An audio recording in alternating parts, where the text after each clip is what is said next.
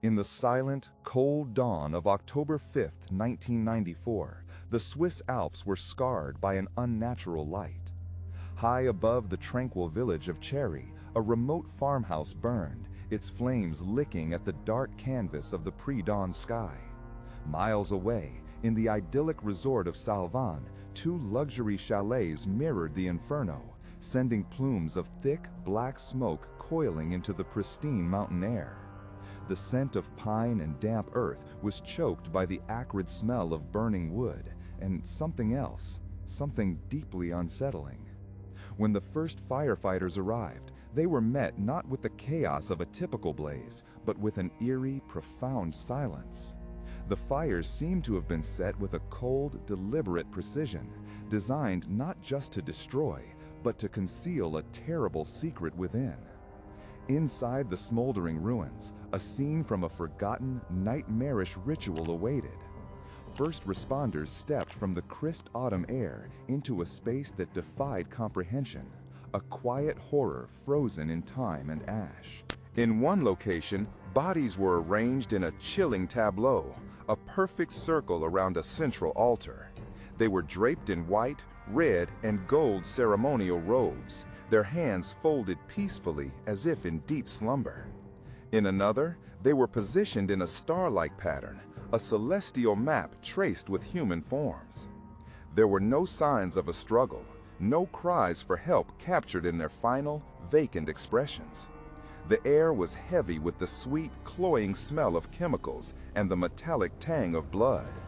Some had died from poison, others from gunshots to the head, and a few, including children, had been suffocated with plastic bags. The methods were a brutal contradiction. Some deaths were serene, almost voluntary, while others were clearly acts of violent execution. This was a carefully orchestrated performance of death. This was not a massacre in the conventional sense. It was, in the minds of its victims and perpetrators, a departure. A necessary transit to a new world, a new life on a distant star named Sirius, far from a planet they had been convinced was hurtling toward its own fiery apocalypse. These were not marginalized outcasts. Among the dead were a mayor, a journalist, a civil servant, successful business owners. Educated, affluent individuals who had traded their earthly lives for a cosmic promise. Simultaneously, across the Atlantic in Marin Hats, Quebec, another fire in another chalet revealed more bodies, including that of a 3-month-old infant stabbed through the heart with a wooden stake. The scale of the coordination was staggering, a synchronized act of self-annihilation spanning continents, all timed to perfection. This was the final fiery act of the Order of the Solar Temple, an enigma written in ash and bone. But where were its charismatic leaders, the men who had woven this intricate tapestry of fear and faith? Their absence from these initial scenes only deepened the mystery, raising the question of whether they were victims or puppet masters who had cut their strings. To understand how so many could be led to embrace death as salvation, to willingly participate in a ritual that blurred the line between suicide and murder, we must journey back. We must go beyond the flames and the headlines, into the shadowy world where esoteric prophecies, resurrected Templar myths, and absolute psychological control forged a path not to enlightenment, but to one of the most bizarre and terrifying ends of the 20th century. The story of the Solar Temple does not begin with fire, but with a quiet, creeping disillusionment that defined the latter half of the 20th century. The world of the 1970s and 80s was a landscape of fractured certainties, a place where the grand promises of progress had begun to rust. The revolutionary optimism of the 60s, with its dreams of a new dawn, had faded into a long, anxious twilight. In its place grew a spiritual vacuum, a hollow space in the collective soul of the West. Traditional institutions, the church, the state, the family, which had for centuries provided the pillars of identity and meaning, seemed to be losing their gravitational pull. Their rituals felt hollow, Their pronouncements disconnected from the anxieties of an age marked by the Cold War's chilling stalemate, economic instability, and the ever-present shadow of nuclear annihilation. This void created a profound yearning. People were searching for something more, an alternative to a world they felt was becoming increasingly materialistic, polluted, and soulless. This quest gave rise to the New Age movement, a sprawling, eclectic tapestry of beliefs that wove together Eastern mysticism, alternative medicine, ecological consciousness, and a profound fascination with the occult. It was a decentralized spiritual marketplace where ancient wisdom was reborn and repackaged for a modern audience. In this environment, groups that had long existed on the fringes of society found a new and receptive audience. Secret societies and esoteric orders, like the Rosicrucians and various Neo-Templar fraternities, experienced a renaissance. They offered what modern life could not, a sense of belonging to a sacred, unbroken lineage, access to hidden knowledge that promised to unlock human potential, and a map to navigate the coming cosmic and ecological crises that many felt were inevitable. The allure of these groups was powerful. They spoke of secret masters, of ancient conspiracies, and of a hidden history of the world. The myth of the Knights Templar, in particular, held a potent romantic appeal. A brotherhood of warrior monks who had guarded sacred relics and were unjustly persecuted, their wisdom driven underground, waiting for the right moment to re-emerge. To join such an order was to become part of an elite, a chosen few who understood the true nature of reality while the rest of the world slept. This was the fertile ground, a culture primed for prophets and saviors. The air was thick with apocalyptic anxiety, fueled by dire environmental warnings and the magnetic pull of the approaching new millennium. The world, it seemed, was hurtling towards a grand finale, a purifying cataclysm that would cleanse the earth of humanity's corruption. For those who believed this, the most important question was not how to save the world, but how to escape it.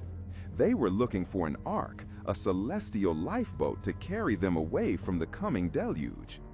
It was into this atmosphere of profound searching, existential fear, and esoteric hope that the architects of the Order of the Solar Temple would step, offering not just answers, but a definitive, final solution. The architects of this final solution were two men, a study in contrasts, a perfect storm of charisma and control. One was Joseph de Mambro, a French jeweler and convicted fraudster with a lifelong obsession with esoteric societies. He was not a public figure, but a shadowy puppet master, a man who saw himself as the vessel for cosmic entities, a reincarnation of figures like Osiris and Moses.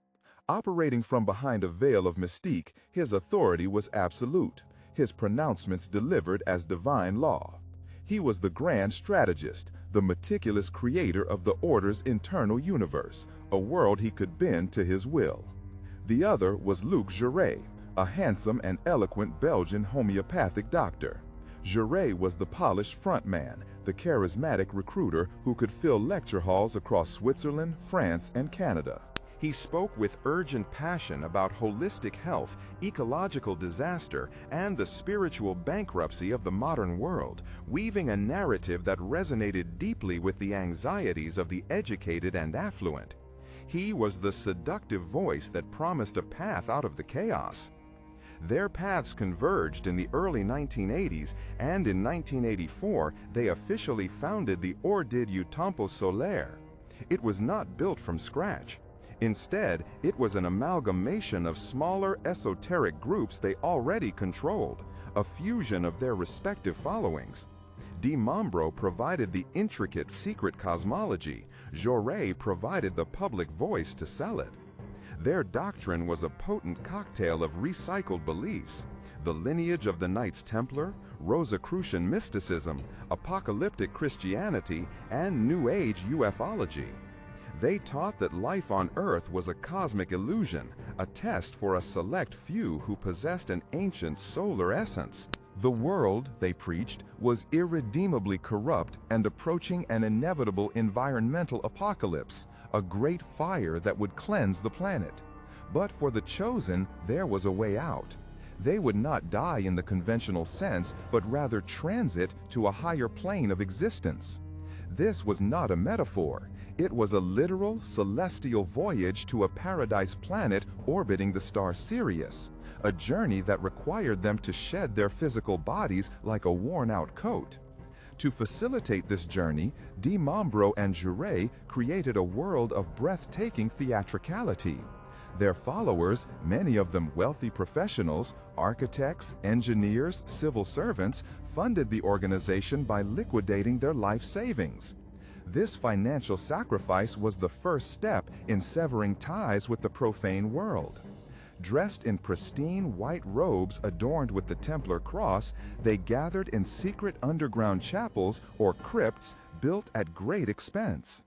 Inside these cold stone chambers, amidst the scent of incense and the glint of ceremonial swords, Mambro, the master of illusion, would stage his greatest performances. Using hidden lasers, projectors, and sound effects, he would conjure apparitions of what he called the Ascended Masters, ethereal figures, including the Virgin Mary and Christian Rosenkreuz, who would appear to deliver messages and confirm Mambro's divine status.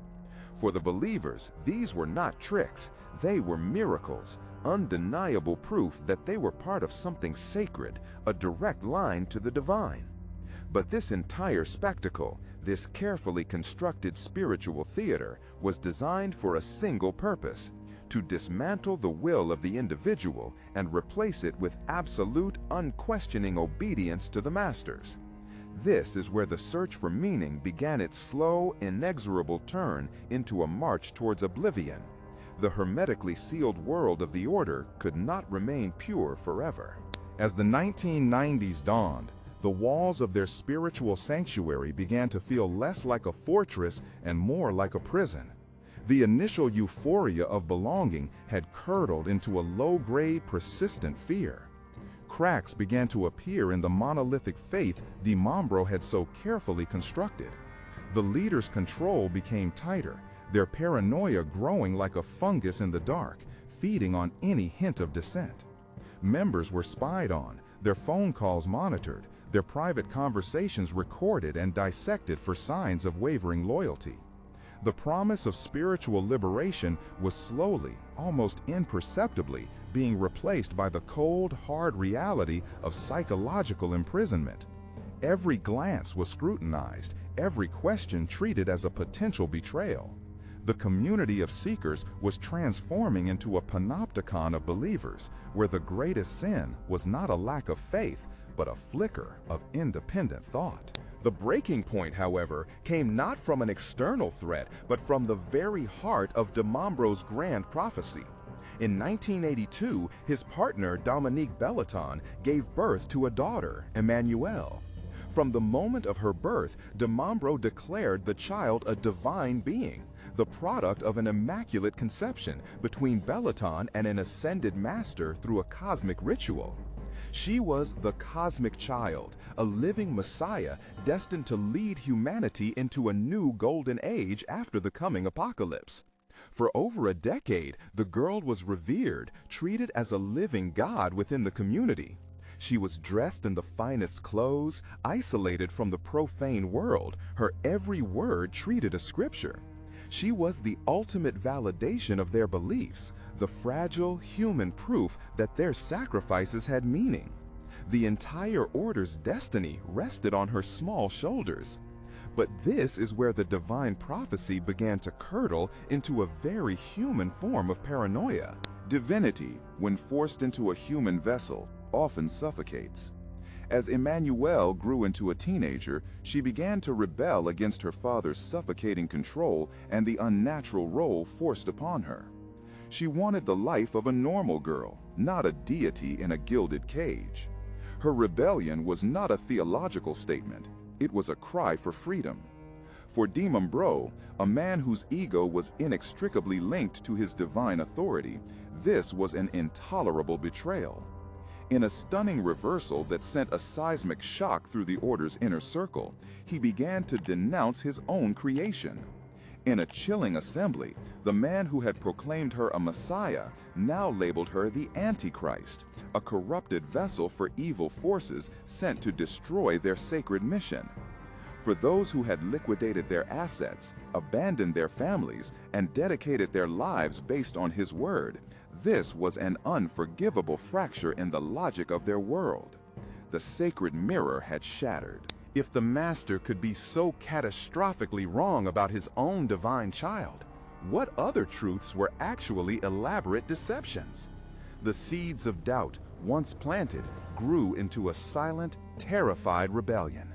A small group of followers, including a devoted couple named Tony and Nikki Detroit, began to question everything. For them, it was more than a crisis of faith.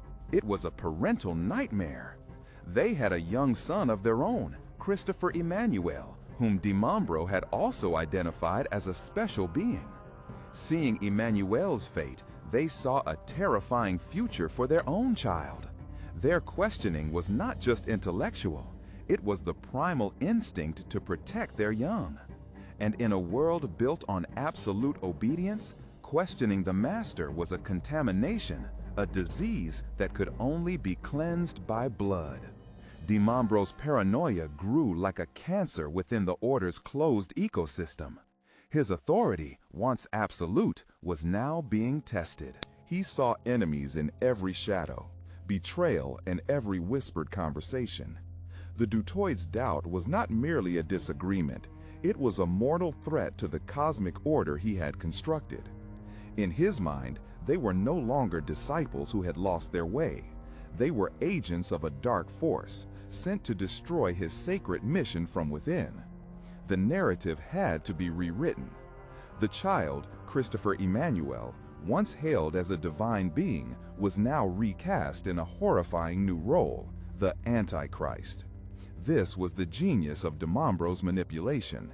He didn't just punish dissent, he transformed its annihilation into a theological necessity. The Dutoids were not to be excommunicated, they were to be sacrificed.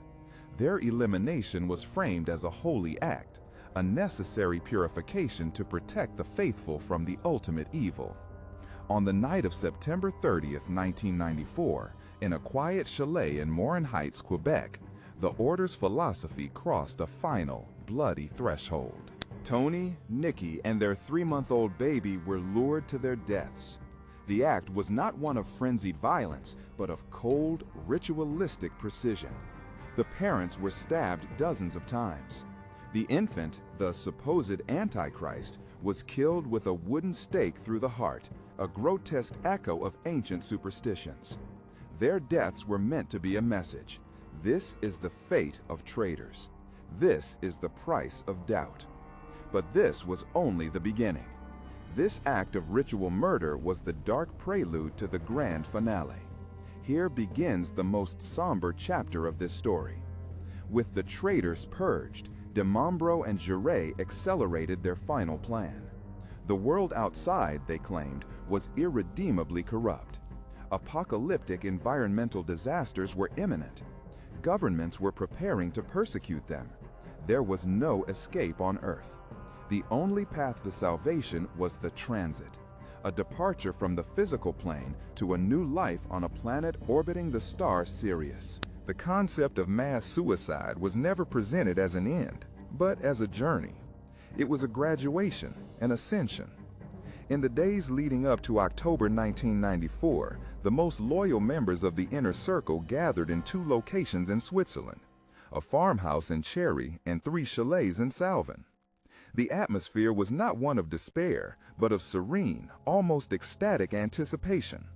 They were the chosen few, about to embark on the ultimate spiritual voyage. The preparations were meticulous, a testament to a chillingly organized madness. Farewell letters were written, explaining their departure as a logical step to escape the hypocrisies and oppressions of this world. Complex incendiary devices, connected to timers and telephone lines, were installed in the properties. The goal was not just death, but purification by fire. The flames would consume their earthly vessels, releasing their immortal souls for the cosmic journey ahead.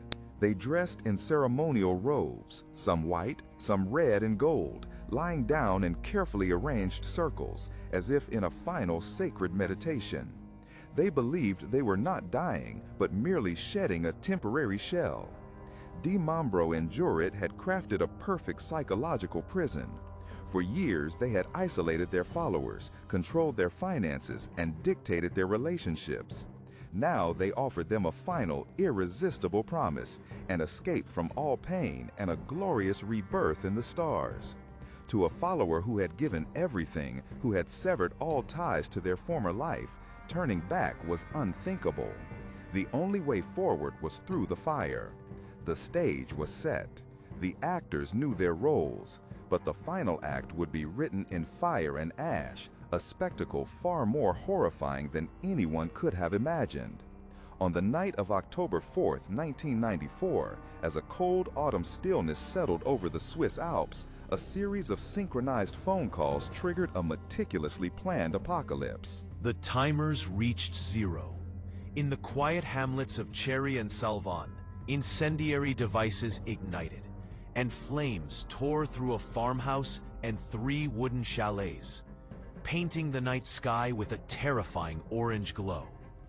When firefighters finally subdued the infernos, they walked into scenes from a surreal nightmare, a tableau of death staged with chilling theatricality. In Cherry, a hidden chapel, a secret sanctum, was discovered beneath the farmhouse. There, 23 bodies lay in a perfect circle, feet toward the center, as if in a final silent prayer. They were dressed in ceremonial robes of white, red, and gold. The investigation revealed a horrifying truth. Many had been shot in the head. Others had been drugged into compliance. This was no peaceful departure. In Salvan, the scene was just as grim. Another 25 were found, dead from a combination of poison, bullets, and plastic bags placed over their heads. Before the fire was set to erase every trace of the final ritual. Among the dead, consumed by the very flames they had commanded, were the masters themselves, Joseph de Mambro and Luc Jouret. Their grand departure was not a serene ascension, but a brutal, orchestrated slaughter followed by self-immolation, a final, desperate act of control. Simultaneously, the puzzle pieces began to connect across the Atlantic. Another fire in Morin Heights, Quebec, led investigators to the bodies of the Dutour family, revealing the grim prelude to the Swiss tragedy. The world was stunned. News reports struggled to frame the events, grasping for words like bizarre, apocalyptic sect, and mass suicide. But suicide was a dangerously simple word. The evidence pointed to a complex hierarchy of death, a mix of willing participants, coerced followers, and executed dissenters. It was a carefully managed purge, a final act of absolute power, where de Mambro decided who was worthy of the transit and who was simply an obstacle to be removed. But what happened next is even more disturbing, proving that an idea, once planted, can outlive its creator. The story did not end with the ashes in Switzerland and Quebec. The ideology, like a virulent seed, had been planted in the minds of followers who were not present for the first departure. They believed their masters had successfully transitioned and were waiting for them. On December 23, 1995, a year later, a new pyre was lit in a remote, snow-covered clearing in the Vercors Mountains of France. 16 bodies, including 3 children, were found arranged in a star formation. They were the next wave, following the path they believed led to salvation. And still the echo of the prophecy lingered. In March 1997, a final smaller fire in Saint-Casimir, Quebec, claimed 5 more lives. With this last desperate act, the Order of the Solar Temple seemed to finally fall silent. The modern consequence of the order was not just the body count of 74 people across 3 countries. It was the profound and lasting scar it left on the public consciousness. It reinforced the darkest stereotypes of cults as death-driven organizations, obscuring the complex web of psychological coercion and genuine spiritual hunger that drew people in. For law enforcement, it presented an impossible case. A mass murder where the primary culprits were among the victims. For the families left behind, there was no closure, only a void of unanswered questions and the haunting public legacy of loved ones lost to a fantasy woven from starlight and delusion. The Order of the Solar Temple became a permanent cautionary tale, a chilling reminder that the search for meaning, when twisted by a powerful few, can lead not to enlightenment, but to the darkest abyss. But behind the chilling statistics and the grand abstract warnings, behind the smoke-stained ruins and the cold legal reports, there are stories etched in the quiet, permanent grief of those left to navigate the wreckage. These are the stories that give the tragedy its human weight, its unbearable texture, and perhaps none is more poignant or more illustrative of the Order's insidious reach than that of Jean Voynet. In France, Jean Voynet was more than a man. He was a symbol. An Olympic ski champion from the 1960 Games, his name was synonymous with courage, precision, and the triumph of human will over the raw power of nature. He was the man who conquered the most unforgiving mountains, a figure of immense public respect, the embodiment of strength and worldly success. His life seemed a fortress of achievement, impenetrable to the chaos that consumes lesser men. But in the biting cold of December 1995, that fortress was breached by a horror he could never have trained for. He faced a void no amount of strength could overcome, a chasm of loss that swallowed his world whole. The news arrived like a physical blow. His wife, Edith, and his youngest son, Patrick, were among the 16 bodies found in that snow-covered clearing in the Verkers Mountains, their lives extinguished in the Order's second ritual of fire. For Voynet, the official narrative that quickly solidified in the media, collective suicide, was not just an inaccuracy.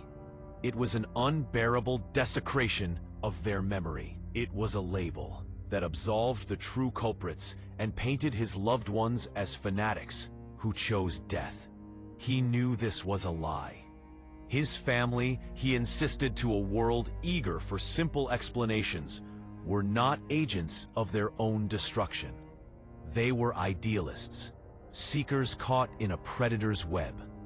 Edith, a passionate naturopath and environmentalist, had been drawn to the Order's promises of living in harmony with the earth, a philosophy that resonated with her deepest beliefs.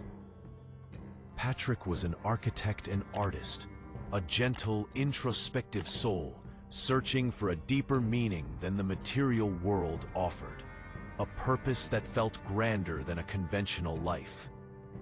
They were lured not by a death wish, but by a sophisticated promise of a better life, a purer existence, a spiritual evolution. This distinction became the core of Jean Voynet's final mission. He channeled his immense grief into a relentless quest for a different kind of truth. He spent the rest of his days fighting to reframe the story, not just for himself, but for all the victims. He became an investigator of his own tragedy, transforming from a sports icon into a tireless advocate for the dead. He hired private detectives, pored over financial records that revealed the Order's systematic extortion, and spoke with former members who described the suffocating psychological prison built by Mambro. He saw with painful clarity how their genuine spiritual hunger had been identified, exploited, and ultimately weaponized against them. His fight was a lonely one, waged against the inertia of official investigations and the public's desire to move on. He insisted the world see the events not as a bizarre choice, but as the final act of a long, calculated murder. He argued that coercion of the mind is as lethal as any physical weapon. His story transforms the tragedy from a distant, bizarre spectacle into an intimate, searing story of loss. It is the story of a father who outlived his son, a husband who lost his partner of decades, and a public hero forced to confront a private hell. He was a man who had conquered mountains, now faced with the impossible task of moving the world's perception, forever haunted by the question of how a promise of heaven could lead to such an earthly and brutally final inferno. The story of the Order of the Solar Temple does not end in the fire. It ends in the silence that follows. The silence of empty homes, of unanswered questions, of memories that burn hotter than any flame. It is a story written in ash, but its lessons are etched into the very fabric of our modern anxieties, a chilling reflection of a world adrift. At its heart, this was not a story about aliens or ancient knights. It was a story about a profoundly human hunger, the desire for meaning in a world that often feels hollow and meaningless. A world where traditional anchors have rusted away, leaving many to navigate the vast, cold ocean of existence alone. Joseph de Mambro and Luc Jouret did not create this hunger. They were simply masters at exploiting it. They understood that the most effective prison is not one with physical bars, but one built inside the mind, brick by invisible brick. It is constructed through isolation, through the slow severing of ties to the outside world, until the group's reality is the only reality. It is reinforced by a special language, a secret knowledge that makes its members feel chosen, while making the rest of humanity seem lost and profane. They sold the idea of liberation while demanding total submission. The promise of spiritual evolution was merely the bait for a trap of psychological control, where doubt was the greatest sin and obedience the highest virtue.